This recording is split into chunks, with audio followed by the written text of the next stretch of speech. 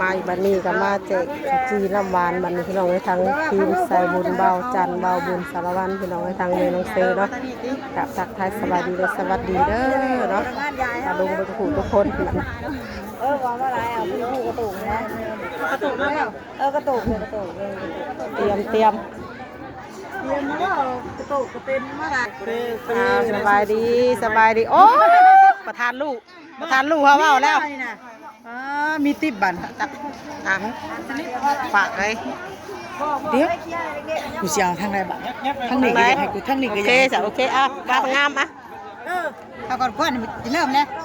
อย่าฝากกล้องไว้น้ำปลางามกูจะเจอนะเห็นจะเจอทั้งหลายทั้งนี้ก็ยังให้ทั้งนี้ก็ยังให้อะไรก็ได้เนาะเอาสะขาแข่งนี่เลยขาแข่งกาเต็มไปเลยขาแข่งกาเต็มไปแล้วดีฝากกล้องไปน้ำสองแก้วกันมาไปยันแต่มันต่ำกันแท้เอาไปตั้งพุ่นกว่านี่กันเนาะกำมาผสมกำลังผสมน้ำหวานสาวงาม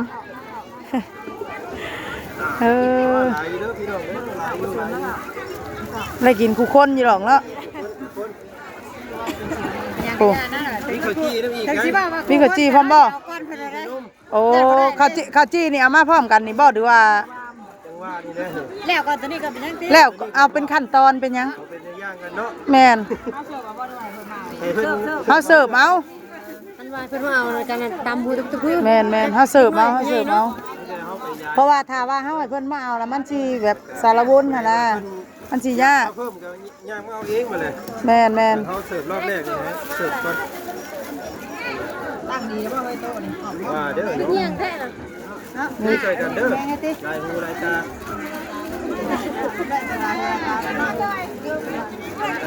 ไปที่ป้าลุงไปดีเด้อมาสุขสุขคนเด้อเลยลงทานน้ำหวานรอบแรก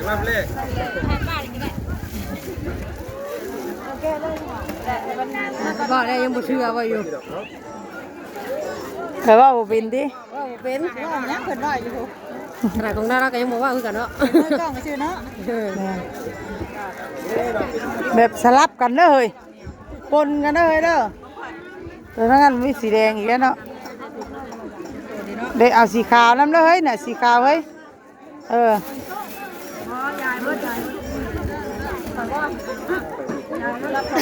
โดยมือบ่ว่างเด้อสบายดีเด้อบ้านเพิ่นซอยกันคนละไม้นะมือมันจังได้ไว้คุ้มตาอย่างดำนิดนึงลงมาหมอมันกะมันหิวนอนเลยคือเฮ้ยตบเป็นไปได้จ้ะเพื่อมือนึกว่านี้ลงมาผลมาวางมาทีเลยลงมาปกติน้ำลงคนน้ำลงคนครบเพิ่ง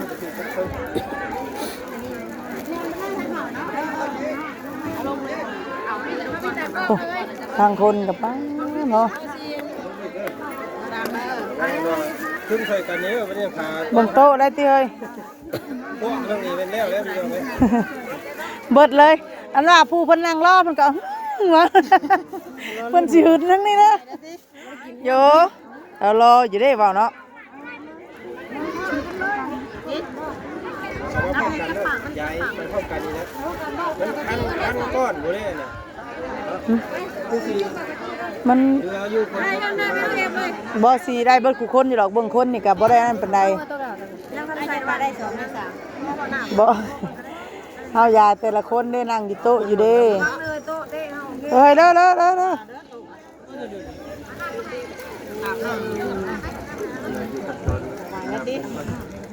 ตอนปรุงหน่อยเนาะจะไหนก็หอดกันนะคะเอาเลยดิ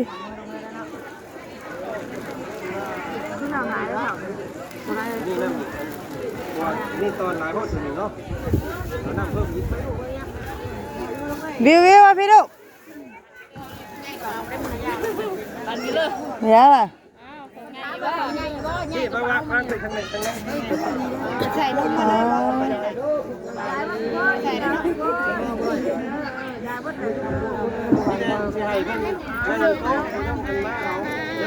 มาแล้วมาแล้วเนาะ นี่แม่ก็นี่ขจี้ตัวนี้ เอาไว้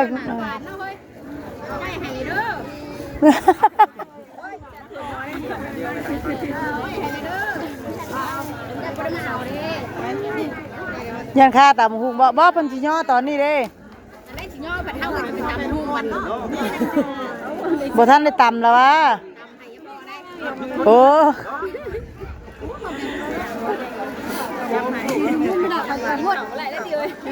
เป็นยังพี่เก่งใจคัดแขนอยู่วะคัดแขนอยู่ว่ะแบบว่าคนเพิ่นกะเดียวมาเขาเฮ็ดหยังว่าสะดุสับลาว่าซั่นเนาะเพิ่นก็อยู่บ่แม่เพิ่นสิท่วงเฮาอีกแล้ว เพิ่นเป็นมือก็ต้องลาบอยู่ นั่นแหละเพิ่นสิท่วงนั่นแหละจังว่านะ เพิ่นรู้อยู่ คนนี่คือสิลังมาเบิดแล้วน้อยเนาะเพราะว่ามันเป็นสิฮอดยามอันนี้แหละเนาะครึ่งได้อเอ้ย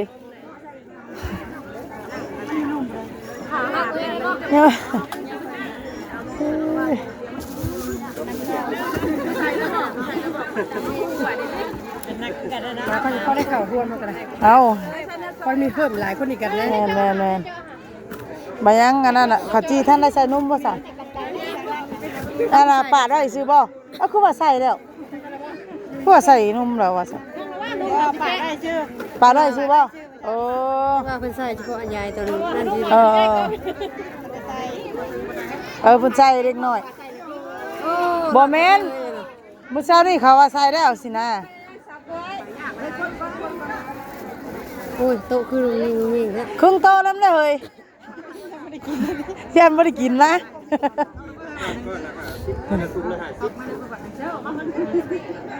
เอาจะพามใหญ่ใจดีเพิ่น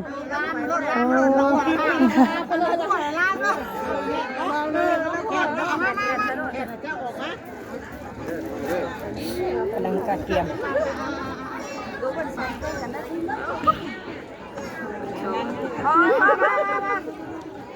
เราสาเจ้านี่ว่ายังนี่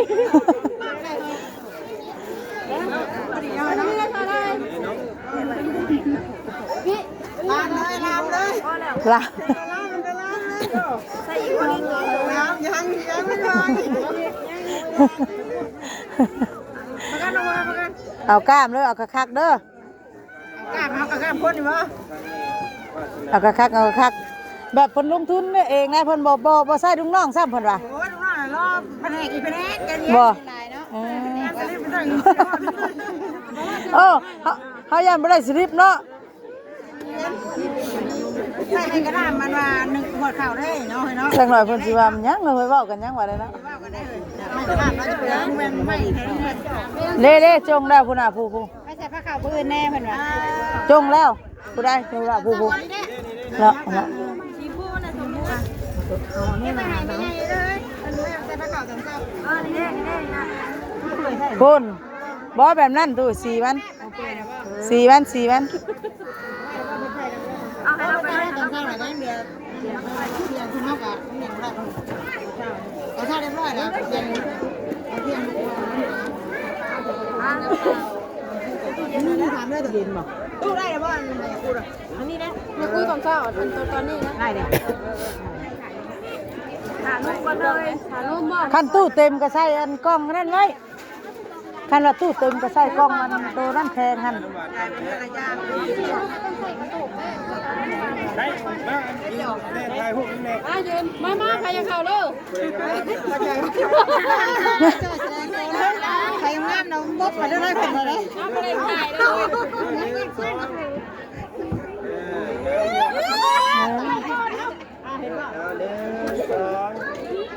อันเราไม่ได้ว่าน้ำมือทุกที บ่ได้ แม่น้องเอ็มแม่เอ็ม น้อยเขาเลยคนไม่จบเลยจบมาเลยจบเลย มือก็บ่ว่างกำลังทุกคนเลยเนาะเฮ้ยเป็นซีซันน่ะรับประทานแล้วโอ้โตเนาะ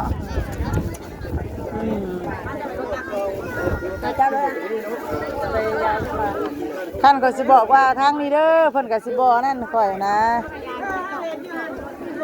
แล้วยายไปเต็มโต๊ะบ่นี่คือว่าได้ตามคนยายว่ายางมาเอาบ่คนละใจคนละโต๊ะ บ่ยายตามโต๊ะคนกระจอกคนเสิร์ฟ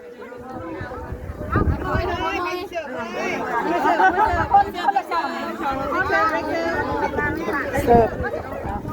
แล้วแต่ลมแน่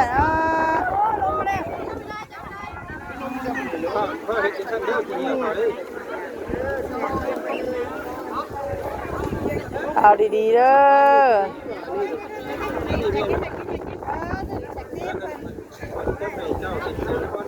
ตัวละร้านนี้เลย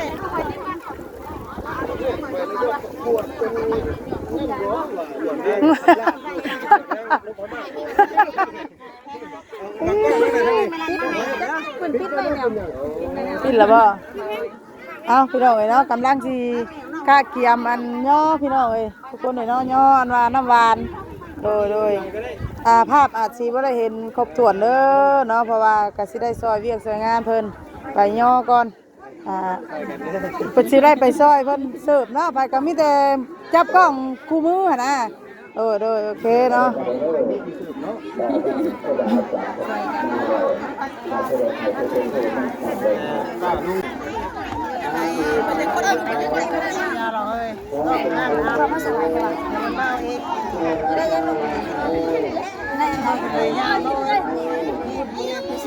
ไปรักษามาดูเพื่อนๆใหญ่ซื้อสั่นแล้ว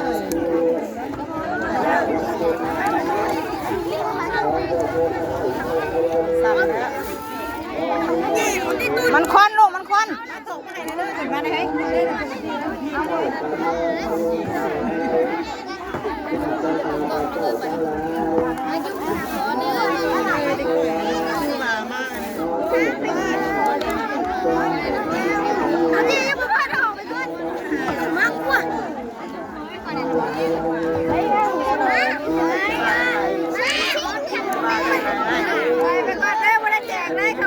อย่าไปลูกอย่าไปบอกลูกอย่าใกล้อย่าได้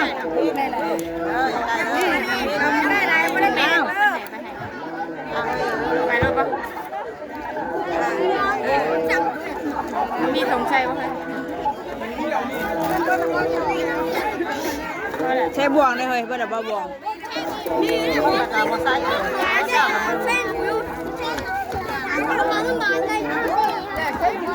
กี่ชอบก้อนกี่ชอบก้อนพิจารณาเก้าเลยเนาะไม่ให้มูกินแน่ลูกเลยไม่ให้พูยังไม่ได้กินแน่ไม่ละกะเอาปลาไทยกันเด้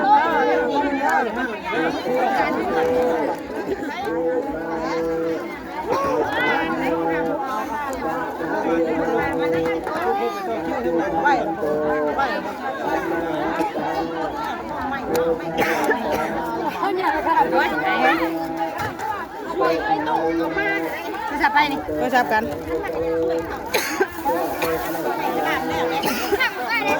อยู่ค่ะแม่แล้วไงให้กันตีเจ้าก้อนนึงนะ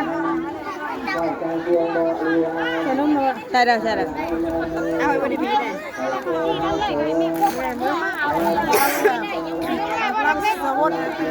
จะมาลูกจะมาเอาไปเอาไ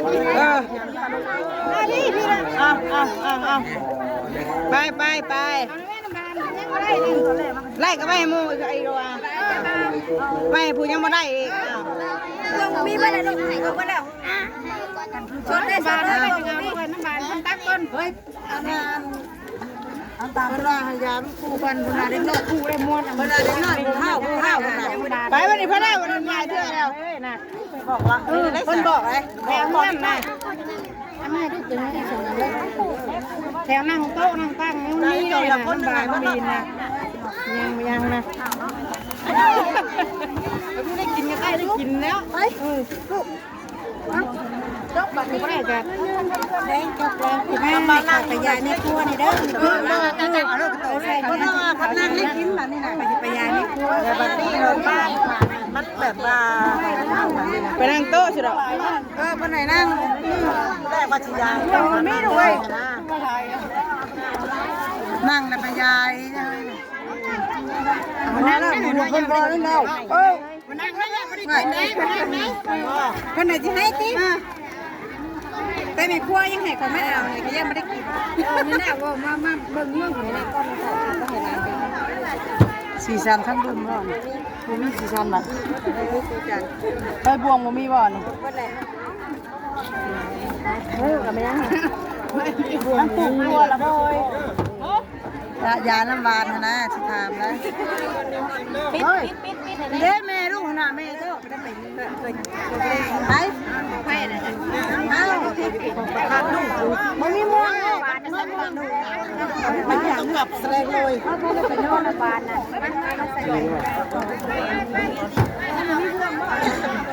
ต้องไม่กินเนื้อขอน้ำหวานนิดเพราะถ้าว่าเฮาไปยาต้มสิทั่วอยู่เนาะนี่หน่อยมาเอาแดงเก้ามีแต่หน้าเก้าที่ขึ้นใช้แป๊บนึงยังได้กะจี้บ่ะกะจี้บ่แม่นี่เห็นมือเนี่ยบ่น่ะก็อย่าหรอกอย่าไปกินหรอกแม่ดินน่ะโอ้ก็อย่ากินน้ำหวานดีเนาะลดปริมาณลงน้ำตื้มอีกนิดนึงลดปริมาณลงน้ำตัวแล้วว่าป่ะจ๊ะยังแต่6ตัวเนี่ยโชว์ตัวยังเยอะอีกประมาณ3บ่ได้สีมันเฮ้ยบ่ได้บ่น้ำบานเลยจักเว้าคนว่าให้ยายตู่พ่อนี่เด้อว่าซั่นก็ยังไป2ตัว3ตัวกันแจกได้บ่ได้ลายบ่นักแล้วได้หาเลยมันมีบ่วงว่าเฮ้ยป่ะไม่เลยบ่เห็นนะครับอาจจะบ่เฮ็ดให้ติเขาเฮ็ดให้ได้ก็ว่า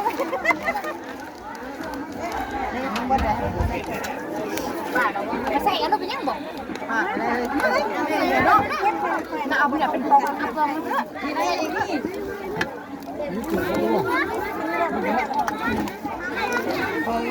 ใส่ว่าน้ำบานมาตุ2ก้อนจี้ดอกคุณ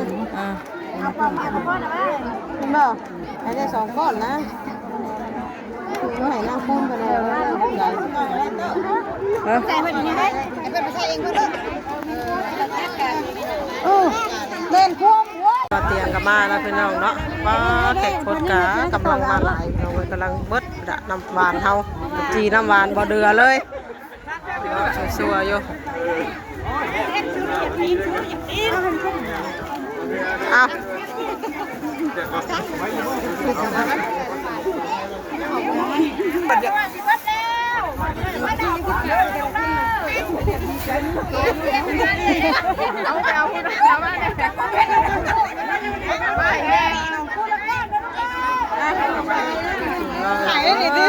จักเนาะไล่มาคู่คน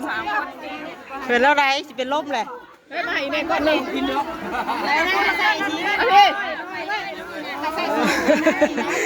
แบบนี้แหละเอาหาหัวใช่ป่ะ